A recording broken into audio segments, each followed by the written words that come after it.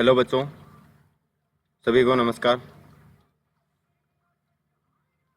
आज हम करने वाले हैं जो क्लास 9th है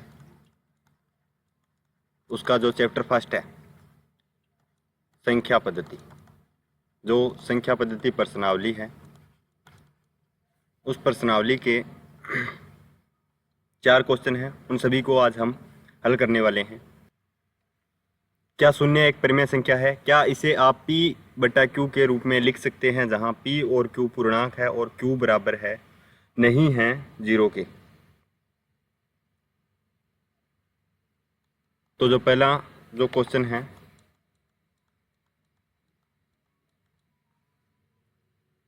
हाँ शून्य एक परिमेय संख्या है। हाँ, शून्य एक परिमेय संख्या है, परिमेय संख्या है। क्योंकि शून्य को हम P/Q के रूप में लिख सकते हैं, इसीलिए हम इसे परिमेय संख्या कहेंगे। क्योंकि परिमेय संख्याएं कौन सी होती है? जो हमारी परिमेय संख्या होती है, जो परिमेय संख्याएं होती है वो कौन सी होती है? प्राकृत संख्या, पूर्ण संख्या और पूर्णांक संख्या। इन तीनों को मिलाकर के हमारी क्या बनती है? परिमेय संख्याएं बनती है। तो जो पूर्ण संख्याएं होती है उसमें 0 शामिल होता है, और जो जितनी भी पूर्ण संख्याएं हैं वो सभी की सभी क्या है? परिमेय संख्याएं हैं। इसीलिए हम कह सकते हैं कि शून्य भी एक परिमेय संख्या है।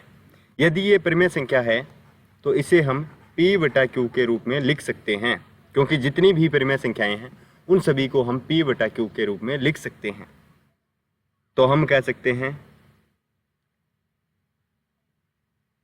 कि इसे हम P/Q के रूप में लिख सकते हैं। इसे हम P/Q के रूप में लिख सकते हैं। जैसे एक दो हमें एग्जाम्पल दे देने हैं। जैसे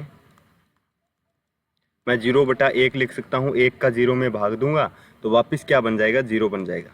फिर मैं 0/2 भी लिख सकता हूँ, 0/3, 0/4, जो कि किस रूप में है? P/Q के रूप में है। और जहाँ पे 0 हमारा जो Q है वो 0 के बराबर नहीं है। तो हम कह सकते हैं कि जहाँ P व Q पूर्णांक है, क्योंकि सभी पूर्ण संख्याएं जो होती है उनके ऋणात्मक भी शामिल कर लें तो उन सभी संख्याओं को हम कहते हैं पूर्णांक संख्याएं। इसीलिए जो P और Q है, यहाँ पे देखिए 0 एक पूर्णांक है, 4 भी एक पूर्णांक है, क्योंकि जितनी भी पूर्ण संख्याएं हैं वो सभी की सभी क्या है? पूर्णांक संख्याएं भी है। तो ये हमारा पहला जो क्वेश्चन था उसका आंसर है। जल्दी से आप इसको उतार लीजिए, फिर हम अगला क्वेश्चन करते हैं 2 नंबर। देखिए 2 नंबर क्वेश्चन क्या है हमारा?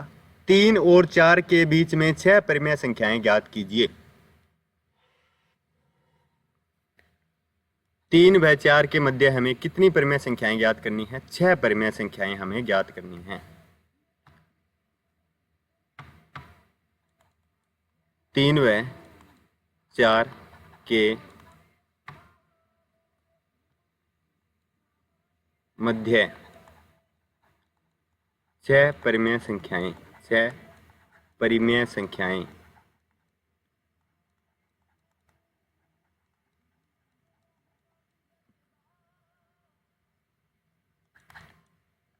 यदि हमें 6 परिमेय संख्याएं ज्ञात करनी है, परिमेय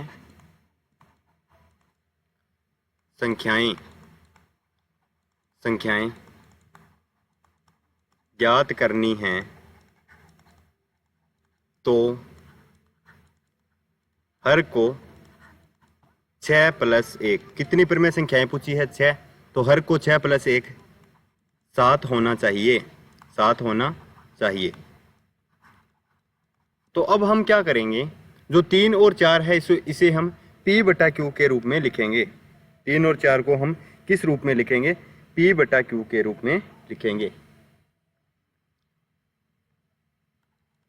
तो 3 बराबर 3 को हम लिखेंगे 3 बटा 1, और मैं क्या करूँगा 3 को भी यहाँ पे 27 से गुणा करूँगा, और सॉरी 3 को भी मैं यहाँ पे 7 से गुणा करूँगा और 1 को भी 7 से गुणा करूँगा। अगर मुझे हर को 7 बनाना है तो 7 से गुणा करना पड़ेगा। अगर मैं नीचे यहाँ पे बटे में 7 से गुणा कर रहा हूँ तो मुझे ऊपर भी 7 से गुणा करना होगा, तभी ये 3 यहाँ पे ये 3 के बराबर आएगा। 7 या कितना होता है 21, 7 एकम 7। उसी प्रकार मैं 4 को भी मैं P बटा Q के रूप में लिखूंगा, और 4 को भी 7 से गुणा करूंगा, और यहाँ पे 1 को 7 से गुणा करूंगा, क्योंकि मैं क्या कर रहा हूँ हर को कितना बना रहा हूँ 7 बना रहा हूँ। जो हमारी बटे में जो संख्या होती है उसे हमें हर कहते हैं। अगर मुझे हर को 7 बनाना है तो 7 से गुणा करना पड़ेगा। अगर मैं नीचे बटे में 7 से गुणा कर रहा हूँ तो ऊपर भी मुझे 7 से गुणा करना पड़ेगा, तभी तो ये इस 3 के बराबर रहेगा ना, क्योंकि 7 या कितना होता है 21। अगर मैं काटूंगा तो ये 3 के बराबर ही आने वाला है। इसलिए 21 बटा 7, और यहाँ पे कितना आएगा अगर मैं 7 से गुणा करूंगा तो कितना आएगा 7 चौका 28 और 7 एकम 7। यहाँ कितना है 21 बटा 7, यहाँ कितना है 28 बटा 7। 21 के बाद में कौन सी संख्या आती है 22 बटा 7, फिर 23 बटा 7, फिर 24 बटा 7, फिर 25 बटा 7, फिर 26 बटा 7, फिर 27 बटा 7। ये संख्याएं किसके बीच में आती हैं 21 बटा 7 और 28 बटा 7 के बीच में आती है। और जो 28 बटा 7 है वो कितना है हमारा 4, क्योंकि 700 का कितना होता है 28, इसको काटेंगे तो वापस ये 4 ही बनने वाला है। और यहाँ पे 7 का अगर 21 में हम भाग करेंगे तो कितना आएगा 3। तो ये जितनी भी परिमेय संख्याएं हैं ये सभी की सभी किसके मध्य है 3 व 4 के बीच में हैं।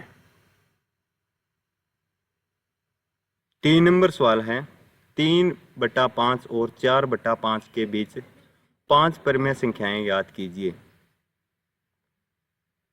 तो हमें क्या करना है 3 बटा 5 व 4 बटा 5 के बीच 5 परिमेय संख्याएं। कितनी 5 परिमेय संख्याएं।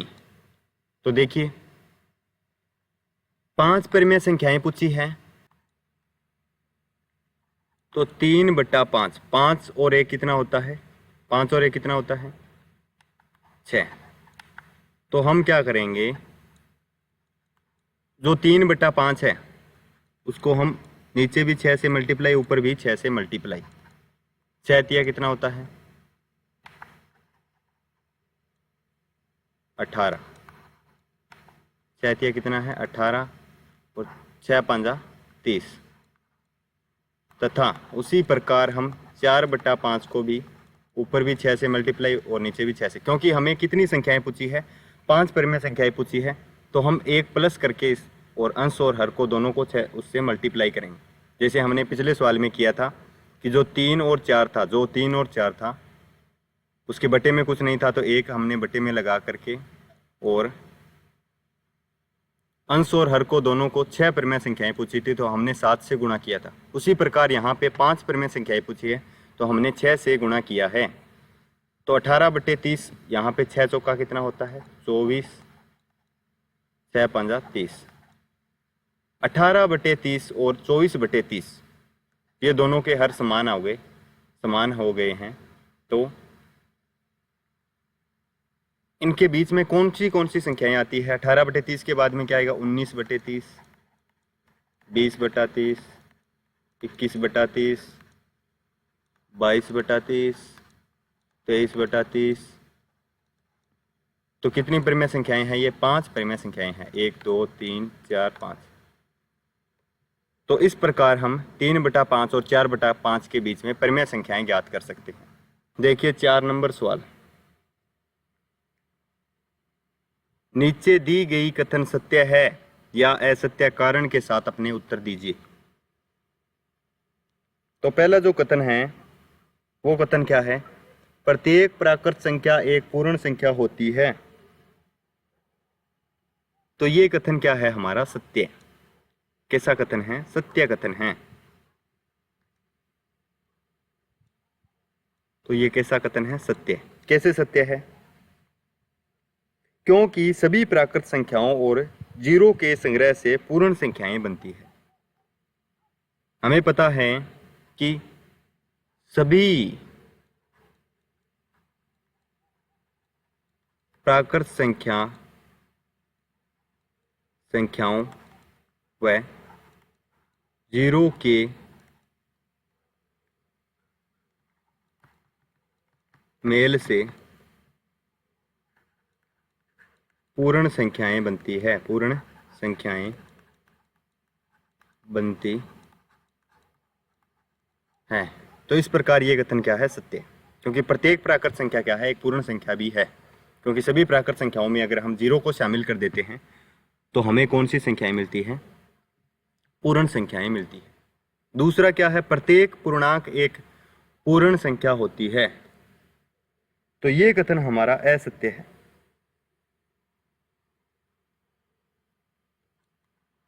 असत्य,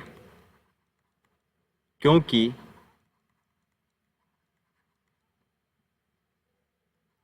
ऋणात्मक पूर्णांक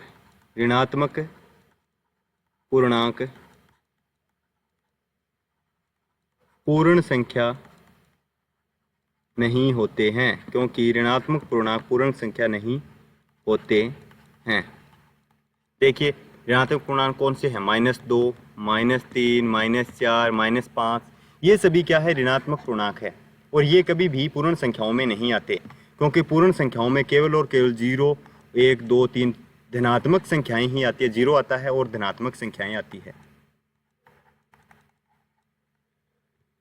उसमें ऋणात्मक पूर्णांक नहीं आते हैं। इसलिए हम कह सकते हैं कि जो प्रत्येक पूर्णांक है एक पूर्ण संख्या नहीं है, क्योंकि पूर्णांकों के अंदर ये ऋणात्मक संख्याएं भी शामिल की जाती है। तो इस प्रकार ये कथन हमारा असत्य है। प्रत्येक परिमेय संख्या एक पूर्ण संख्या होती है।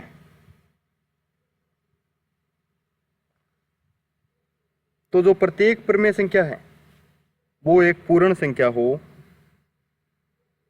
वो कोई जरूरी नहीं है। तो ये कथन भी क्या है, असत्य। ये कथन भी कैसा है, असत्य कथन है। क्योंकि